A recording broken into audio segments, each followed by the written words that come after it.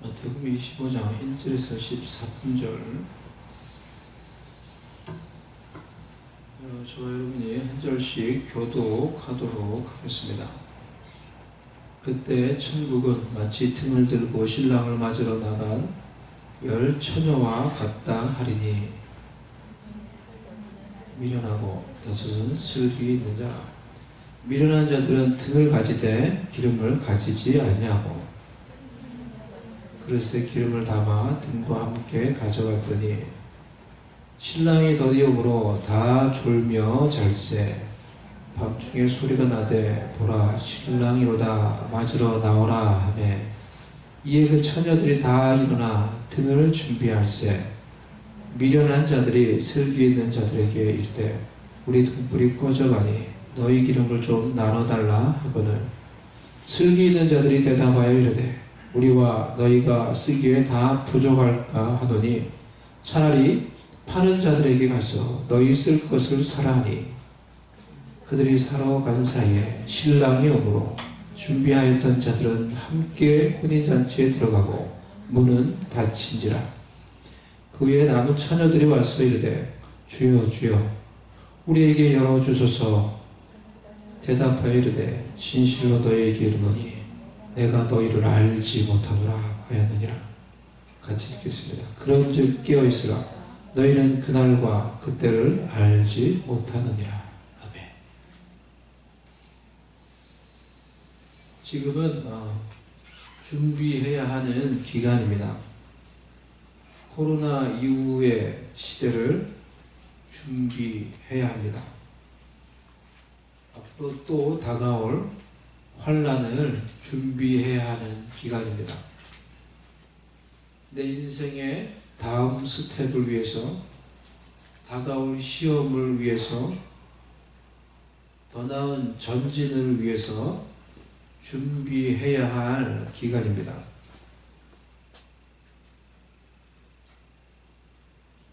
꺼졌어요? 네, 와이파이 꺼야 돼요.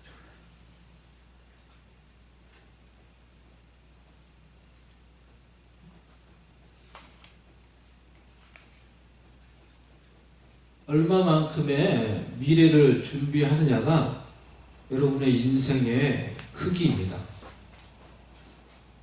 여러분이 5년 후를 생각하며 준비한다면 적어도 여러분은 그렇게 준비하지 않은 자들보다 5년 후에 더 나은 삶을 살 수 있을 것입니다.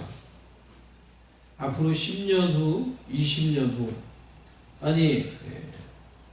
여러분의 노후를 준비하면은 여러분의 남은 인생이 좀 더 안정적이며 더 나은 열매를 누리며 살 수 있을 것입니다. 하지만 내가 10년 후, 20년 후가 아니라 주님의 다시 오심을 준비한다면 내 인생은 그 누구보다 크며 그 누구보다 영원히 안정적이며 그 누구보다 가치 있는 열매를 맺을 수 있게 될 것입니다. 그러니 준비해야 합니다. 얼마만큼의 미래를 여러분이 준비하느냐가 여러분의 인생의 크기입니다. 이제 고등학교를 졸업하고 대학을 향해 나아가는 우리 친구 있죠. 영준이. 또 있나요? 영준이하고 이제 이번 연도에는 졸업하는 친구가 영준이밖에 없나요? 한국에 지금 많이 가 있죠. 지금 한국에 가 있는 친구들. 지영이, 혁기, 예. 그렇게 고등학교를 이제 졸업하고 대학을 향해 더 넓은 세상을 향해 나아가기 위해 준비하는 사람들이 있습니다. 5년 후, 10년 후의 미래, 노후를 준비하는 자들도 지혜로운 자이지만은 저와 여러분은 그 이상을 준비할 수 있기를 바랍니다. 주님의 다시 오심을 준비하시기를 바랍니다. 주님의 다시 오심을 준비하시기를 바랍니다. 아멘.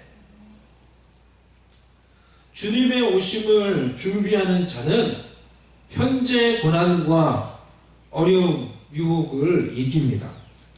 내 눈이 지금 현재에만 초점이 맞춰져 있으면은 나는 현재의 희비에 따라 살고 죽는 것입니다.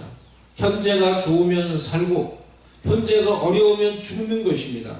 현재 고난 앞에서 아무런 희망과 소망이 없는 거예요.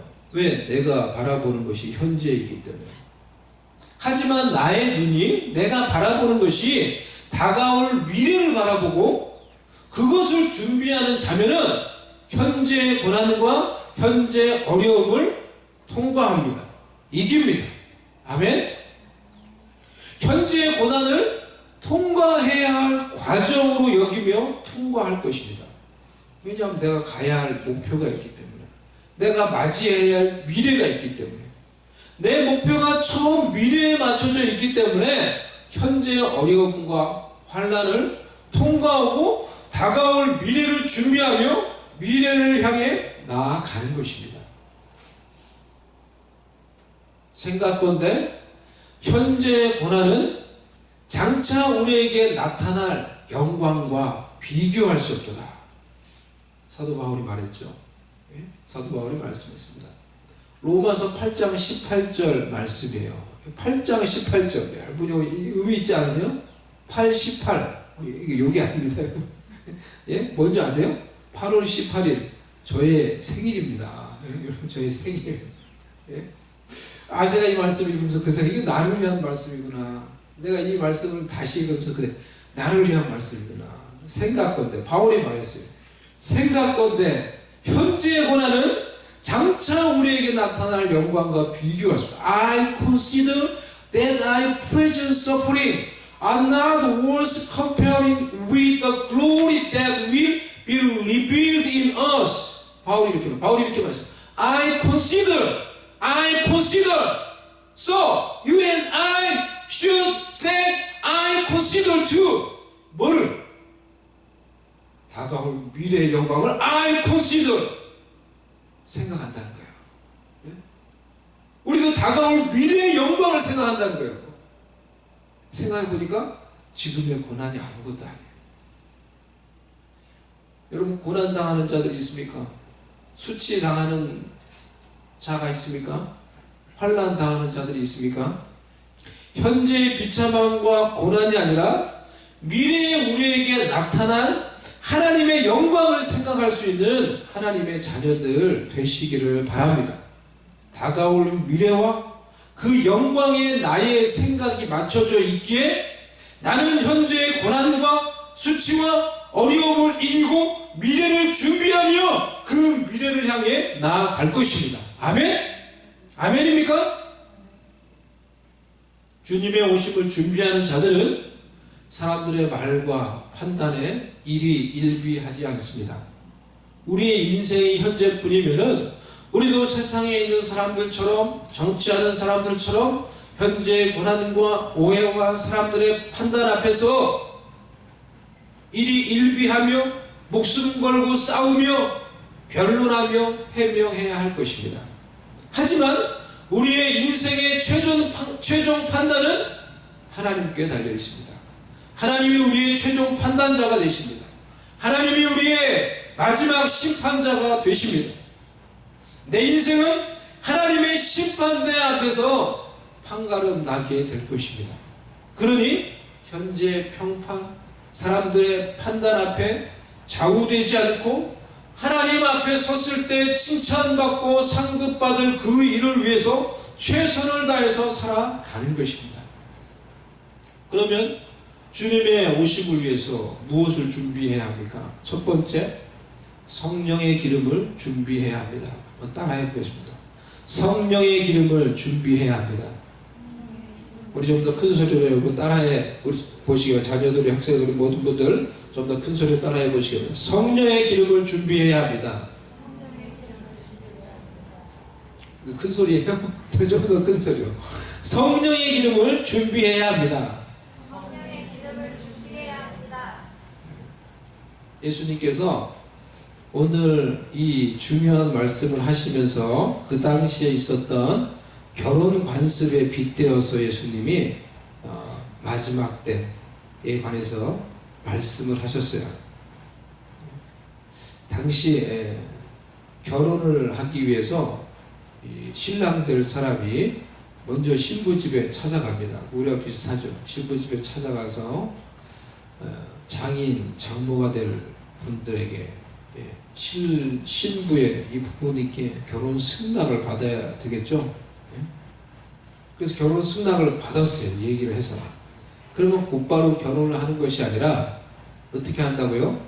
신랑이 다시 집으로 돌아가요. 자기 집으로 돌아가서 신랑이 해야 될 결혼 준비를 합니다.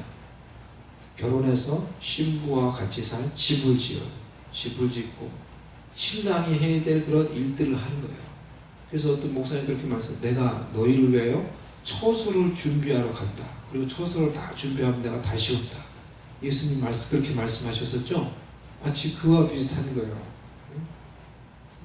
예수 제자들은 그 말을 잘 이해를 했어요. 그래서 신랑이 가가지고 결혼해서 신부와 같이 살 집을 짓고 결혼 준비를 다 하면은 전가를 보내는 거예요. 내가 이제 준비를 다 했다. 내가 신부를 데리러 갈 거다. 내가 결혼잔치를 하러 갈 거다. 전가를 보내는 거예요. 신부 집에. 신부 집에 연락이 왔어요. 신랑이 이제 온다고. 결혼잔치를 하기 위해 온다고 연락이 오는 거예요. 그러자 이 신랑을 맞이하러 10처녀가 나갔다는 거예요. 등을 들고 나갔다는 거예요. 신랑이 온다는 소식을 듣고 그러면 이제 나간 10처녀가 누구입니까? 신부의 이제 들러리, 친구들이라고 생각할 수 있어요. 신부의 이 친구가 되는 이 사람들이 10명에 되는 그 친구들이 신랑이 온다는 소식을 듣고 그 신랑을 맞이하러 나간 거예요. 근데 오겠다고 연락이 온 그 신랑이 아무리 기다려도 오지 않는 것입니다. 그 당시에 뭐 핸드폰이 있어요. 다른 어떤 연락책이 없잖아요. 그러니까 온다면은 그냥 오는 줄 믿고 계속 기다려야 되는 거예요. 그런데 온다고 하니 이 신랑이 너무 늦는 거예요. 너무 늦는 거예요. 밤이 돼도 밤이 맞도록 기다려도 이 신랑이 안 오는 거예요. 그러니까 기다리던 이 10처녀가 다 그만 잠이 든 것입니다. 미련한 5처녀는 신랑을 기다리며 등을 가지고 있었지만은 기름을 준비하지 않았다라고 이렇게 말을 했어요. 오늘 본문을 우리가 좀 더 다시 보면요. 그때 천국은 마치 등을 들고 신랑을 맞으러 나간 10처녀와 같다 하리니 그 중에 5은 미련하고 5은 슬기 있는 자라 이렇게 말했어요. 여러분 어쩌면 우리에게 경각심을 일으켜주는 말씀이에요. 다 똑같이 이 말씀을 한번 좀 생각을 해보세요. 다 똑같이 등을 들고 나갔어요. 등은 외형적인 어떤 모습, 외형적인 종교 의식 뭐 그런 것을 말한다고 할 수가 있죠. 다 똑같이 등을 들고 나갔어요. 그런데 그 중에 뭐요? 5명은 슬기롭고 5명은 미련하다고 했어요. 우리가 그러면 예수님의 말씀을 가지고 그냥 확률로 이렇게 그냥 가정을 해보면은 어떻다는 거예요? 다 똑같아요. 겉으로는 다 똑같아요. 똑같은 친구이고 똑같은 신랑을 맞이할 사람들이고 똑같이 등을 준비했는데 예수님 뭐라고 말씀하셨어요? 5명은 미련하고 5명은 지혜롭다 했어요. 5명은 그 신랑을 정말 맞이해서 혼인잔치에 들어갈 것이고 5명 미련한 사람은 들어가지 못한다는 거예요. 좀 무서운 말씀 아닌가요, 여러분? 우리한테 그럼 이거 말씀해보면 여기 그럼 다 같이 있어요. 다 같이 있는데 똑같이 다 등을 준비하고 똑같이 신랑을 기다리는 것 같은데 똑같이 주님을 기다리는 것 같은데 5명은 미련하고 5명은 지혜로워요. 절반은 준비를 해서 주님을 맞이하고 절반은 준비를 못해서 그 혼인잔치에 들어가지 못한다. 우리에게 어찌 보면은 경각심을 일으켜주는 그런 예수님의 말씀이에요. 화려한 등 외형적인 종교 의식이 주님의 오심을 준비하는데 도움이 되지 않습니다. 우리 속에 성령의 기름이 있어야 되는 거예요. 우리 속에 성령의 불이 있어야 하는 거예요. 여러분 속에 성령의 기름, 성령의 불이 있습니까? 여러분은 여러분 속에 성령의 기름, 성령의 불을 준비하셨습니까? 시골에서 제가 어렸을 때 시골을 갔을 때였는데요. 캄캄한 밤에 아무것도 시골이니까 뭐 등도 없고 아무것도 없는 그런 뭐 곁에 뭐 무덤이 있고 막 이런 데를 이제 걷고 있었는데요. 어떤 뭐 친구들하고 뭐 친척들하고 이렇게. 근데 멀리서 이렇게 반짝반짝 빛나는 반딧불을 봤어요. 그때 반딧불을 처음 본 것 같아요. 그걸 보고 얼마나 놀라고 그냥 처음에는 이게 뭔지 몰라서 두려워했는지 몰라요. 반짝반짝 막 빛이 나는데 공중에서 뭐가 그 빛이 한두 개도 아니고 여러 개가 막 왔다 갔다 하고 이게 뭐야 이게 뭐야 귀신이야 뭐야 그런 생각이 들었어요. 그걸 뭔지 몰라가지고. 그래서 그걸 이제 도깨비 불이다라고 이제 뭐 이렇게 뭐 부르기도 하잖아요. 반딧불이 뭐예요? 반딧불이라고 하는 이 곤충 밑에서 이제 이 곤충 그 엉덩이 쪽에서 막 빛이 나는 거죠. 밤에 보면 그게 막 계속 막 움직이는 게 아주 신기하다고요. 마치 그 반딧불 같이 주님이 이곳에 다시 오셨을 때 그 속에 성령의 불이 있는 자들, 그 속에 성령의 기름 부으심, 성령의 불이 있는 자들이 그것을 보시고 예수님이 그런 자들 향해 너 들어와. 내 잔치에 들어와. 그렇게 말씀을 하실 거예요. 저와 여러분의 마음속에 있는 성령의 기름, 성령의 불이 예수님이 오셨을 때 내가 주님을 맞이할 수 있는 것인가? 내가 주님이 초대하는 그 잔치에 들어갈 수 있는 것인가? 라는 것을 판가름하게 해줄 것입니다. 우리 속에 빛나는 성령의 불을 보시고 주님이 우리를 주님의 혼인잔치 자리에 초대하고 영접해 주실 것입니다.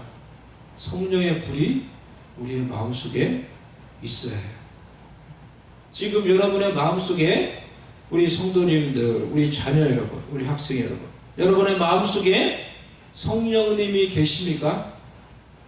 여러분의 마음속에 제 말을 잘 들으세요. 저를 보세요. 여러분의 마음속에 성령님이 역사하고 계십니까? 여러분은 그것을 느끼고 계십니까? 성령님의 내주하심, 여러분 속에 성령님의 역사하심, 성령의 임재하심, 그것이 주님이 오셨을 때 주님이 여러분 속에 있는 그 성령의 불을 보고 성령의 임재하심을 보고 너는 들어와. 이렇게 말씀을 하신다는 거예요.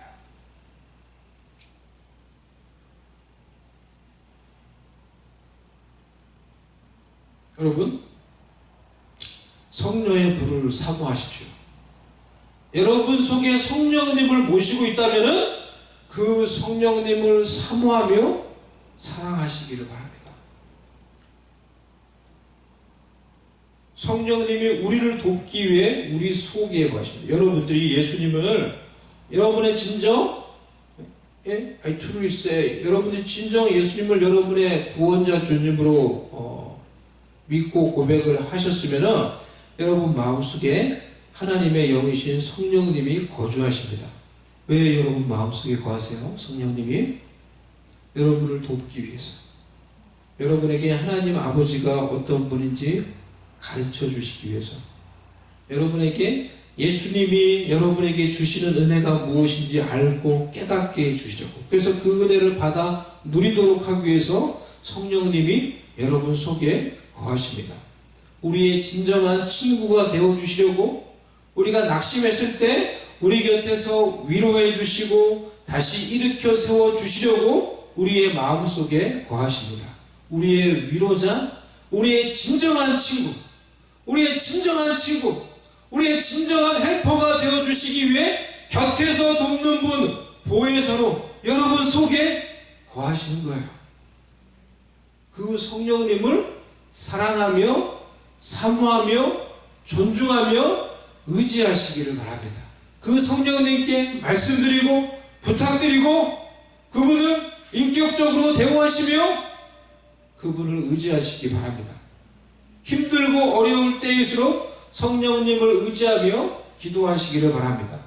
여러분을 너무나 잘 아시는 그분이 여러분의 형편과 처지에 맞게 여러분을 위로해 주시고 여러분을 도와주실 거예요. 아멘. 이창호 목사님에 관한 간증을 제가 이 카톡에 올린 적이 있죠.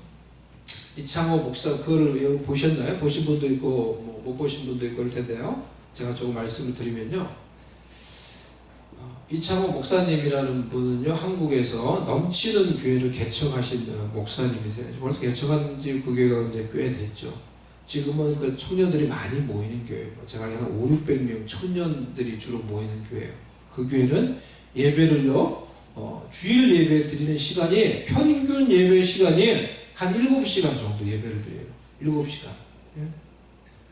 놀랍지 않습니까? 청년들이 다 모여서 7시간 예배를 드려요. 그러니까 뭐 찬양 뭐 한 2시간 하고 예? 말씀 1시간 이상 하고 기도 1시간 하고 뭐 이상 하고 하다 보니 하나님께 다 맡기면서 이제 예배를 하다 보니까 그렇게 이제 예배를 드리고 있어요. 근데 이제 그분이 목사님이 되기 전에 그냥 그분은 이제 집안이 너무 어려웠기 때문에 돈을 많이 벌어야 되겠다고 생각을 하고 열심히 공부해서 나중에 대기업에 이제 취직을 했어요. 그래서 이제 연봉도 많이 받았대요. 근데 친구가 이제 권유를 해서 또 돈 정말 많이 벌려면 학원 강사해야 된다 그래서 잠시 학원 강사를 했어요. 학원 강사를 친구의 권유를 따라서 이제 가가지고 수학 강사를 했다고 합니다. 근데 본인이 수학 전공자가 아닌데 수학 강의를 어떻게 할까 하다가 자기는 수학 문제를 다 외워버렸대요. 문제 답을 다 풀이를 다 외워버린 거예요. 그래서 다 외워가지고 강의를 하는 거예요. 외워가지고 하는데 또 재밌게 하니까 금세 이제 인기 있는 강사가 돼버린 거예요. 학원에서 아주 인기가 좋은. 그런데 그 열심히 해서 재밌게 막 강의를 하고 그러는데 어느 날 한 친구가 와서 시험 봤던 수학 문제를 가지고 와서 좀 풀어달라고 이제 가지고 왔는데 너무나 쉬운 거였는데 잘 못 푸는 거예요. 그분은 다 강의를 외워서 했으니까 사실 너무나 쉬운 건데 그걸 그 순간에 못 푸는 거예요. 그거를 너무 쉬운 문제를 학생들 앞에서 강사가. 근데 그 일이 있은 이후에 이분이 그게 너무너무 수치스러운 거예요. 자기가 생각할 때 너무너무 수치스러운 거예요. 그래서 그 다음부터 막 뭐 어떻게 할 수가 없는 거예요. 그래서 강의를 하러 들어가려고 하면은 너무너무 마음이 괴롭고 심장이 막 쪼여오고 막 너무너무 고통스러워서 살 수가 없는 거예요. 삶의 의욕을 다 잃고 결국은 이분이 이제 죽음까지 생각을 하신 거예요. 그냥 죽어야 되겠다. 근데 그 생각을 하니까 자기가 죽으면은 너무 슬퍼할 이제 어머니, 아내, 결혼하신 분이었는데 그때도 아내를 생각하니까 차마 그렇게 하지 못한 거예요. 그럼 내가 무엇을 하고 살아야 되나? 그때도 이제 그래도 이제 예수님을 믿었으니까 하나님 제가 무엇을 해야 됩니까? 이렇게 이제 여쭤봤대요. 하나님 저한테 가르쳐 주세요. 제가 뭘 하길 원하는지 가르쳐 주세요. 하나님 저는 기도도 못해요. 하나님 하지 그러니 저한테 꿈으로 가르쳐 주세요. 저는 잠은 잘 자요. 그러니까 하나님 꿈으로 가르쳐 주세요. 그렇게 이제 하나님께 말씀을 드린 거예요. 근데 정말로 꿈을 꾼 거예요. 저를 보세요. 다른 거 하지 말고 하원아. 응? 트랜스레이트 하는 거예요? 트랜스레이트. 오케이. 이거 안 나와요 오늘? 번역도 보여주고. 그래서 꿈을 꾼 거예요. 꿈을 꿨는데 자기가 어떤 거대한 손 위에 자신이 있다는 거예요. 그리고 얼굴은 안 보여요. 그분이 이제 하나님이셨겠죠. 얼굴은 안 보이는데 거대한 손바닥 위에 자신이 있는데 그 손이 이렇게 있다가 쭉 올라오는데 이제 그 가슴에 그분의 가슴 위에 이제 다 이렇게 가는 거예요. 그러니까 자기가 그 거대한 가슴에 막 안겨서 이렇게 파묻혀서 안식을 누리고 막 기뻐하고 평안을 누리고 막 이제 그렇게 있는 거예요. 꿈에서. 그런데 다시 손이 이렇게 쫙 내려가더니 작은 구멍이 밑에 이제 생기는 거예요. 그리고는 음성이 들려오는데, 창호야, 저리로 들어가라. 창호야, 너는 저리로 들어가라. 라는 음성을 들은 거예요. 어떤 거대한 알 수 없는 그런 거대한 음성이에요. 나중에 그 꿈 이야기를 어떤 이제 목사님께 이렇게 말씀을 드렸더니 그분이 하시는 말씀이, 하나님이 자네를 주님의 종으로 부른 것 같네, 이렇게 말씀을 해주셨다는 거예요. 나중에 알고 보니까 자기가 꿨던 꿈이 정말로 성경에 그대로 이제 있다는 걸 이분이 나중에 알게 된 거예요. 마태복음 7장 13절 14절의 말씀, 좁은 문으로 들어가라. 멸망으로 인도하는 문은 크고 그 길이 넓어 그리로 들어가는 자가 많고, 생명으로 인도하는 문은 좁고 그 길이 협착하여 찾는 이가 적음이라. 하나님이, 그분이, 하나님 저는 기도 못해요, 하나님 꿈으로 가르쳐 주셔도 정말 그분한테 맞게 꿈으로 그분을 가르쳐 주신 거예요. 결국 이제 목사님이 되셔서 자신은 청년의 때에 하나님을 잘 알지 못하고 그렇게 이제 막 살았기 때문에 한국에 있는 청년들, 방황하는 청년들이 정말 그 청년의 때 하나님을 알고 하나님께 헌신할 수 있도록 그 청년들을 사랑해서 그 청년들을 위해서 열정과 헌신과 목숨을 다하면서 그 목사님이 지금은 사역을 하고 계신 거예요.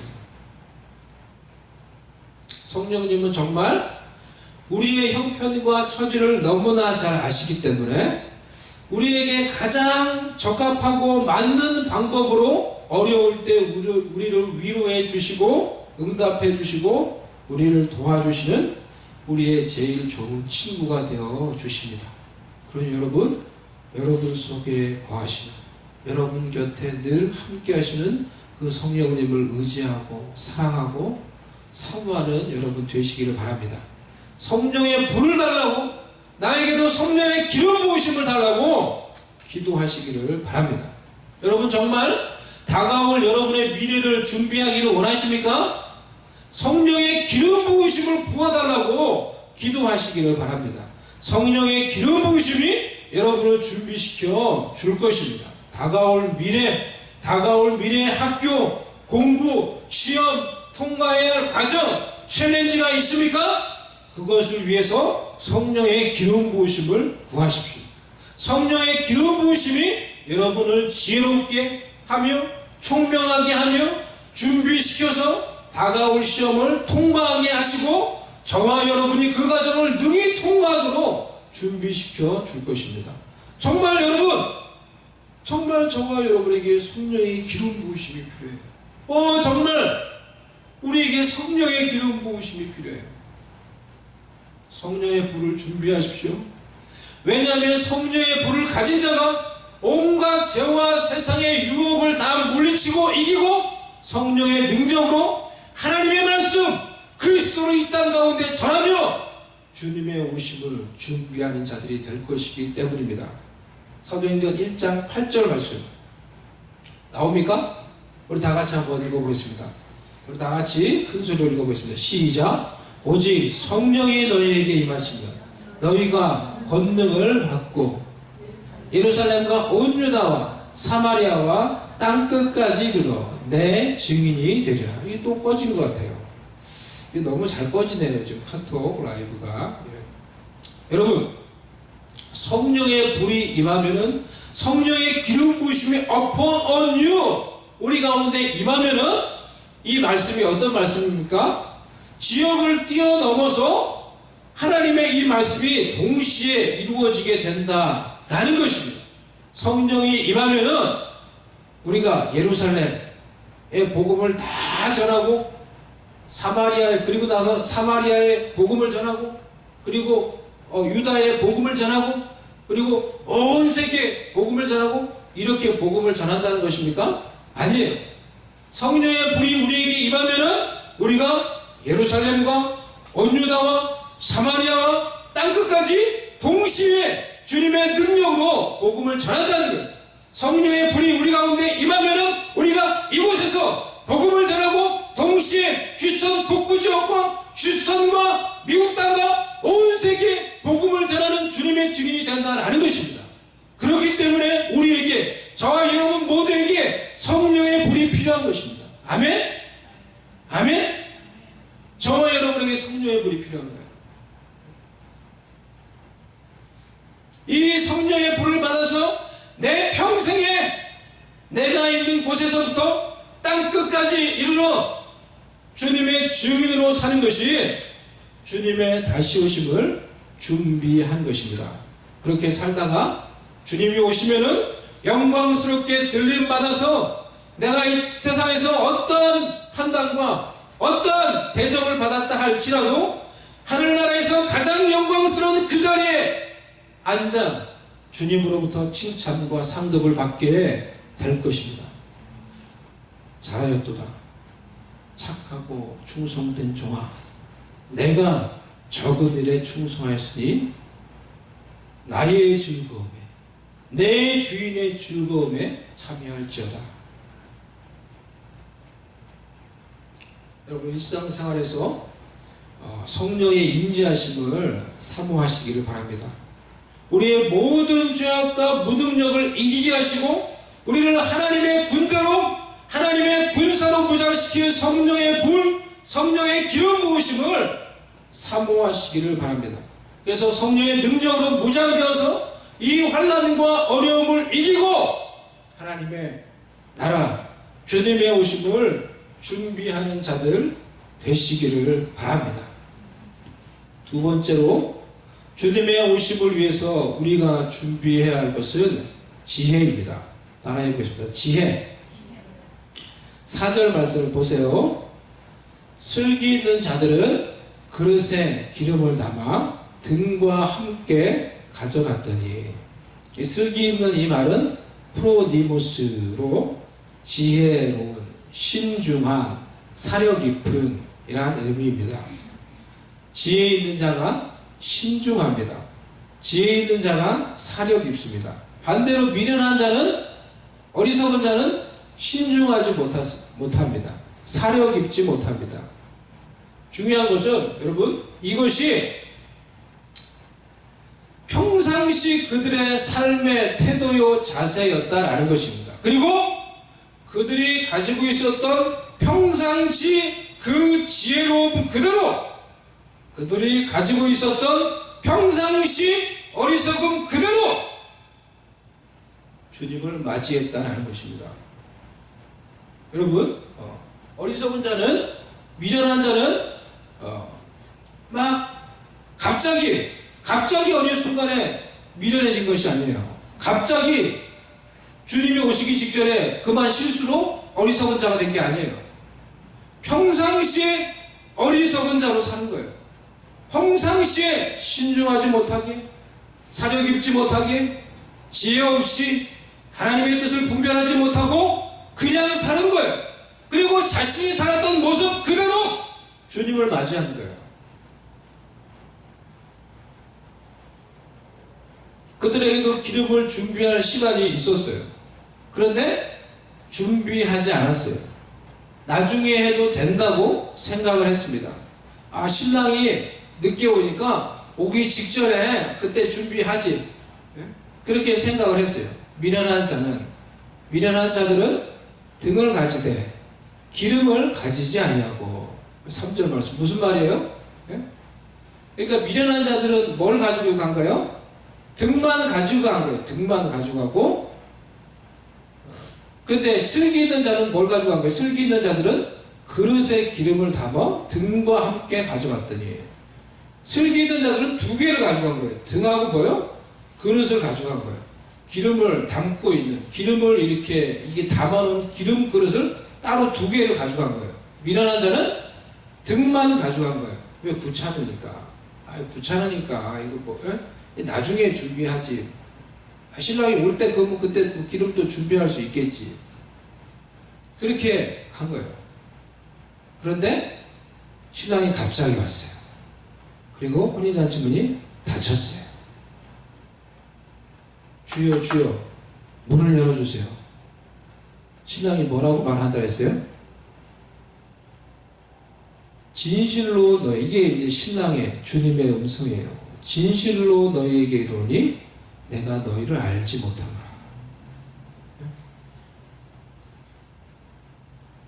I tell you the truth. I don't know you. 이게 마지막 때 미련한 자들을 향해 예수님이 주님이 하시는 말씀이 I tell you the truth. 내가 진실을 말하는 거야. 나는 너를 몰라. 그런 말을 들을 자가 있다라는 것입니다, 여러분. 여러분, 주님과의 관계예요. 주님과의 관계를 여러분 잘 생각을 하세요. 우리 가운데 그래서 지혜를 준비해야 하는 것입니다. 지금 현재의 삶에서 얼마나 내가 지혜를 준비하여 지혜롭게 신중하게 사력 있게 하나님의 뜻을 분별하며 사느냐가 중요한 것입니다. 왜냐하면 내가 평상시에 살던 지혜로움 그대로 나는 주님을 맞이할 것이기 때문입니다. 내가 평상시에 살던 신중한 모습 그대로 배려 깊은 모습 그대로 하나님의 뜻을 분별하며 준비하는 모습 그대로 내가 주님을 맞이할 것이기 때문입니다. 그래서 지금 지혜를 준비해야 합니다. 지금 신중하고 하나님의 말씀을 생각하여 하나님의 뜻을 분별하고 사력 있게 행동해야 하는 것입니다. 우리의 모든 행동과 태도가 하나님 앞에서 기록될 것이기 때문입니다. 지혜를 준비하십시오. 사력 있게 행동하십시오. 하나님의 영광을 위해서 행동하는 사람들 공동체가 되십시다. 세 번째, 말씀을 행하는 자들이 되어야 합니다. 하나님의 말씀을 행하는 자가 주님의 오심을 위해 등불을 준비하는 자들이 될 것입니다. 마태복음 7장 21절 말씀, 나더러 주여 주여 하는 자마다 다 천국에 들어갈 것이 아니요 다만 하늘에 계신 내 아버지의 뜻대로 행하는 살아야 할 것이니라.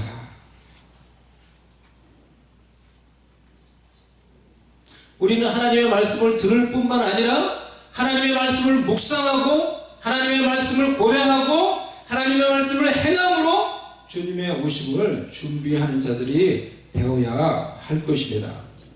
마지막 네 번째로 주님의 오심을 준비하기 위해서 우리는 깨어 있어야 합니다.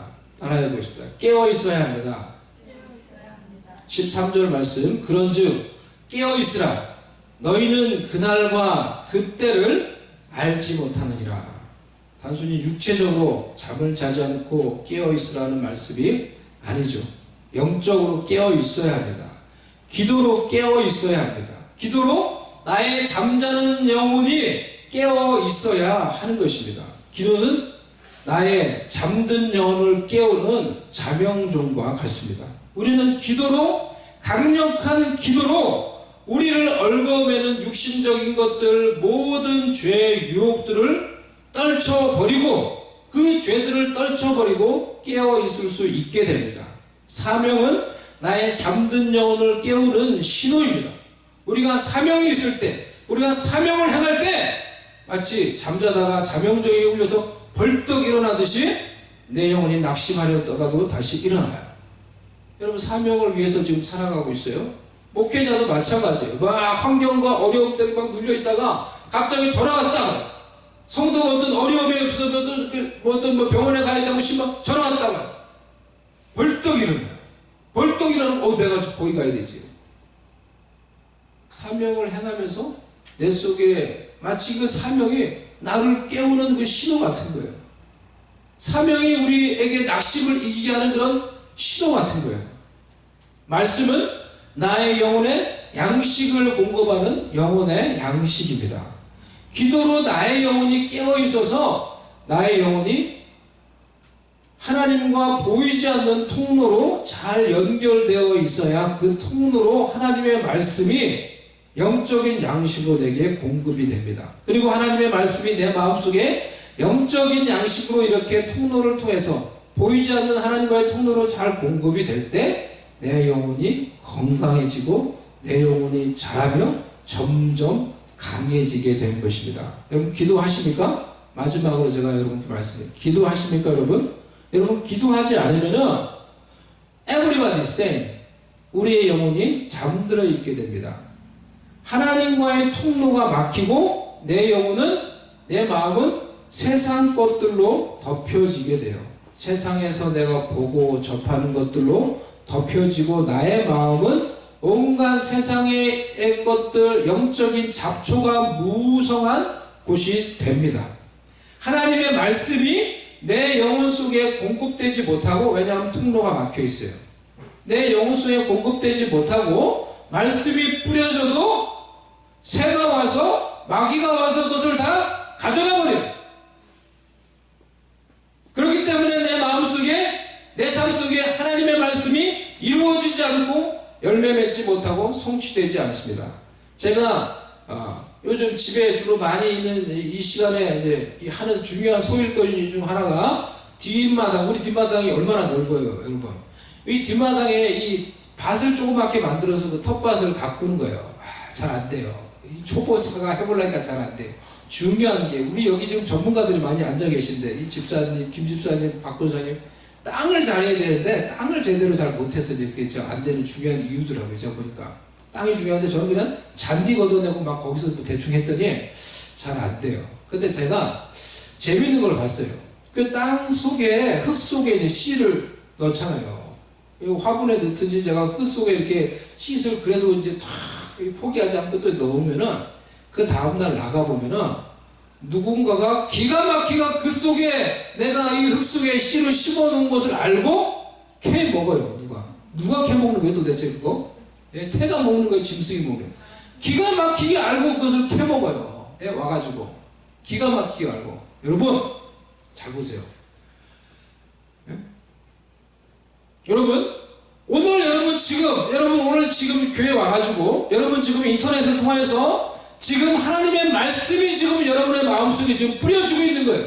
말씀의 씨앗이 여러분 뿌려지고 있는 거예요. 하지만 여러분 마귀가 여러분 마음속에 하나님의 말씀의 씨앗이 뿌려지는 걸 기가 막히게 알아요. 기가 막히게 알아요. 예? 여러분 마음속에 하나님의 말씀의 씨앗이 뿌려지는 걸 누구보다 잘 알아요. 그리고 그것이 심겨지지 못하도록 왜? 계속 잡초니까 지금 계속 잡초로 돼 있으니까 그것이 뿌려지면은 기가 막히게 알고 와서 그걸 다 빼가요. 그대로 가져가든지 안 그러면 흙 속에 심어져 있고 그래서 막 자라려고 하면은 환난을 주든지 어려움을 주든지 말씀을 통해서 어려움을 주든지 어떻게 해서든지 하나님의 말씀이 하나님의 백성의 마음속에 심겨져서 자라지 못해요. 누가 하는 거예요? 새가 마귀가 그 일을 하는 거예요. 마귀가 여러분의 마음속에. 여러분 따라해보세요. 마음에 손을 얹고 여러분 마음속에 손을 얹고 따라하세요. 나는 하나님의 말씀을 빼앗기지 않을 거야. 나는 하나님의 말씀을 빼앗기지 않을 거야. 여러분 마음속에 하나님의 말씀이 심겨져야 돼. 심겨져야 돼. 뿌려지고 걷어가고 뿌려지고 마귀가 빼앗아가고 맨날 그 일이 반복돼. 여러분의 마음속에 하나님의 말씀이 우리의 마음속에 심겨져야 돼요. 그래서 여러분 기도가 필요해요. 왜 기도해야 되냐고요? 우리의 마음이 기도하지 않는 영혼은 제가 말씀드린 잡초가 보나 다 똑같아요. 잡초가 가득해요. 말씀이 안 들어가요. 그거는 뭐 그냥 새가 와서 그냥 물고 가면 되는 거예요. 아무리 말씀을 들어도 말씀이 들어가지 않아요.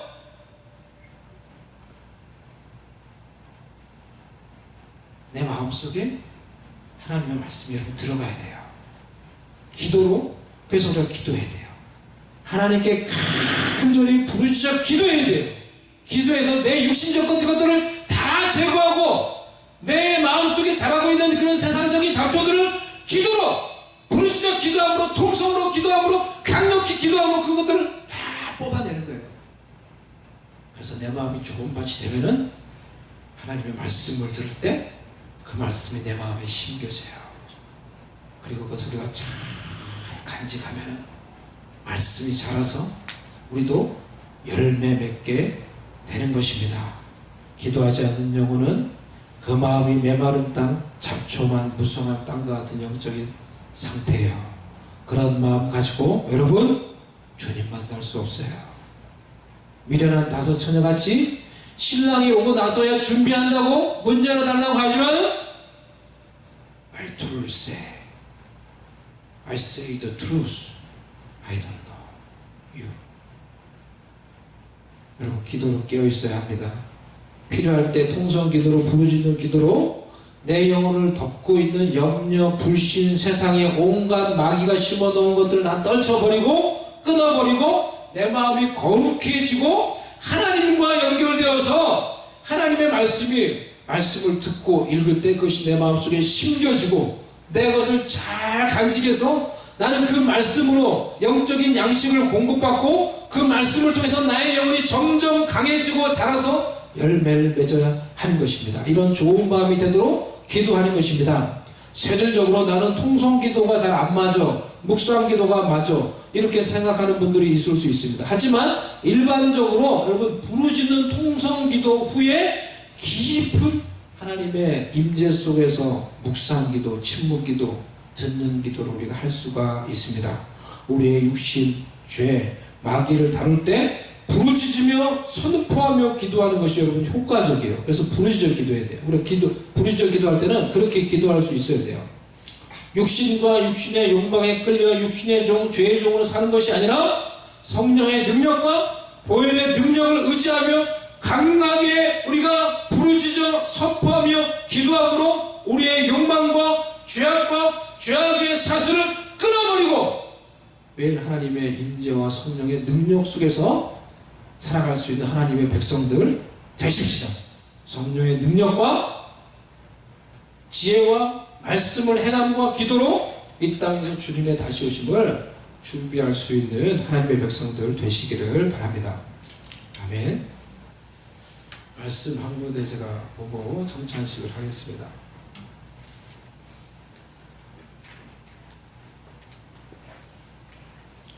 가정에서 성찬식을 준비하신 분들 이렇게 하시면 되겠습니다. 요한일서 2장 말씀 보겠습니다. 요한일서 2장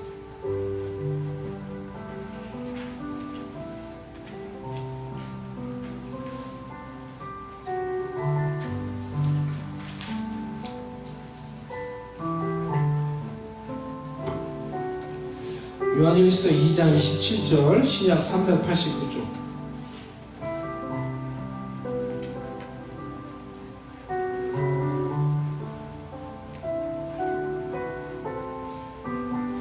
너희는 주께 받은 바 기름 부음이 너희 안에 거하나니 아무도 너희를 가르칠 필요가 없고 오직 그의 기름 부음이 모든 것을 너희에게 가르치며 또 참되고 거짓이 없으니 너희를 가르치신 그대로 주 안에 거하라.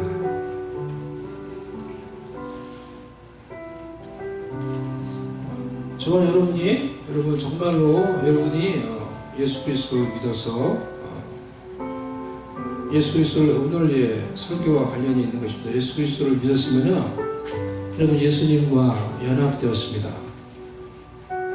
여러분 속에 누가 거하시죠? 성령님이 거하세요. 그리고 여러분 속에 무엇이 있다고 지금 우리가 이렇게 말씀에서 말합니까? Inside you. 예수님을 믿는 여러분 마음속에 뭐가 있어요? 성령의 기름 부으심이 있는 거예요. Anointing inside in you. 예? 여러분 가운데 이미 already you have anointing in you. 그 성령의 기름 부으심이 여러분을 가르친다는 거예요. 여러분을 이끈다는 거예요. 우리가 주님과 더 연합하고 연합할수록 우리가 성찬을 통해 더욱 주님과 연합하며 주님 안에 거하면 거할수록 예수님을 믿는 여러분 속에 있는 그 기름 부으심이 점점 더 커질 거예요. 그리고 그 기름 부으심이 말씀대로 정말로 여러분을 가르칠 거예요. 정말로 여러분을 인도할 거예요. 정말로 여러분이 하나님의 뜻인 것이 분별할 수 있도록 해주고 순종할 수 있도록 해줄 거예요. Already that you have this anointing in you. If you believe in Jesus Christ. 얼마나 놀라운 거예요. 주님과 연합함으로 우리 가운데 이러한 벌써 기름 부으심이 있는 거예요. 우리가 오늘 성찬식에 참여하면서 주님, 이 기름 부으심이 더 커지게 해주세요. 이 기름 부으심이 더 내 속에서 증가되게 해주세요. 날마다 주님 안에 거하며 주님과 동행하게 해주세요. 주님의 인도하심을 받게 해주세요. 하나님의 뜻을 이루게 해주세요. 이런 마음으로 우리가 기도하며 성찬식 참여하도록 하겠습니다. 기도하겠습니다. 하나님 아버지, 주의 성찬에 우리가 참여합니다. 우리를 위해 죽으시고 다시 살아나신 그 주님의 죽으심과 부활을 기념하며 주님의 몸과 주님의 피를 받아 먹습니다. 이것을 받아 먹을 때 주님과의 연합이 더욱 우리 가운데 실제가 되게 해주시고 우리 속에 있는 기름 부으심이 더욱더 커져서 그 기름 부으심이, 그 성령의 기름 부으심이 나를 무장시키고 그 성령의 기름 부으심이 나를 깨우고 그 성령의 기름 부으심이 우리를 인도하는 것을 우리가 경험하게 하여 주시옵소서. 예수님의 이름으로 기도드리옵나이다. 아멘. 앞으로 나오셔서 이제는 예수님을 구주로 믿고 이렇게 고백한 자들은 이 성찬에 참여할 수 있습니다. 앞으로 나오셔서 떡과 잔을 받아 가지고 가시기 바랍니다.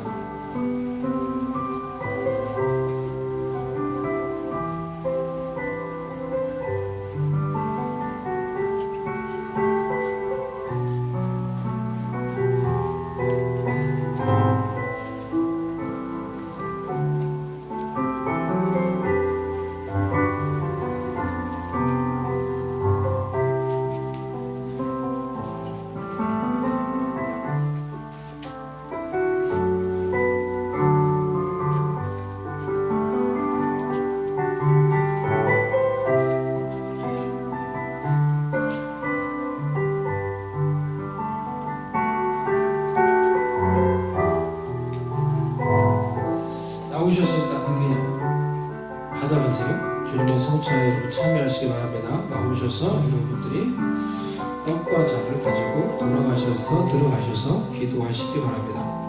기도하시고 같이 먹고 마시도록 하겠습니다. 내가 너에게 전한 것은 주께 받은 것이므로 주 예수께서 잡히시던 밤에 떡을 가지사 축사하시고 떼어주시되 이것은 너희를 위하는 내 몸이니 이것을 행하여 나를 기념하라 하시고 식후에 또한 그와 같이 잔을 가지시고 이르시되 이제는 내 피로 세운 새 언약이니 이것을 행하여 마실 때마다 나를 기념하라 하셨으니 너희가 이 떡을 먹으며 이 잔을 마실 때마다 주의 죽으심을 그가 오실 때까지 전하는 것이라. 주님 당신의 말씀을 따라 저희가 성찬식을 거행합니다. 떡을 먹을 때 주님의 임재와 주님의 연합과 치유의 은총이 임하게 하여 주시옵시고 잔을 마실 때 우리의 마음속에 주님의 보혈과 죄사함과 용서의 기쁨이 가득 차게 하여 주시옵소서. 여러분이 받은 빵은 우리를 위해서 몸으로 찌신 주님의 몸을 상징합니다. 주님의 몸을 먹음으로 여러분은 예수님과 진정으로 연합하게 되었습니다. 여러분 믿음을 고백하신 자들은 그렇게 먹음으로 주님과의 연합을 여러분이 더욱더 체험하고 그 연합에 주님과 한 몸이 되는 것을 체험하고 그것을 누리게 됩니다. 그 잔을 여러분이 마심으로 이 잔은 우리 죄를 사하시기 위해 예수 그리스도께서 흘리신 피를 나타냅니다. 이 잔을 마심으로 우리의 모든 죄가 예수 그리스도의 보혈로 사해졌음을 우리가 다시 한번 확인하며 그 은혜를 누립니다. 전에 잠시 기도한 후에 떡과 잔을 먹고 마시도록 하겠습니다.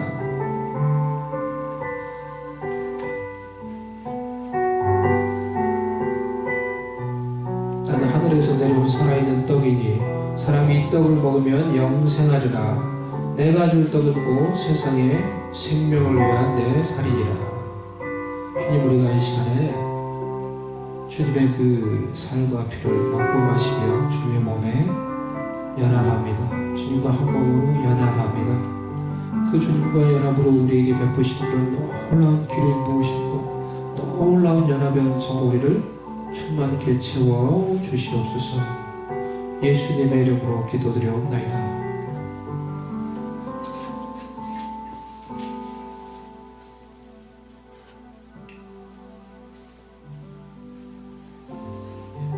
밥을 먹고 잔을 마시기 바랍니다.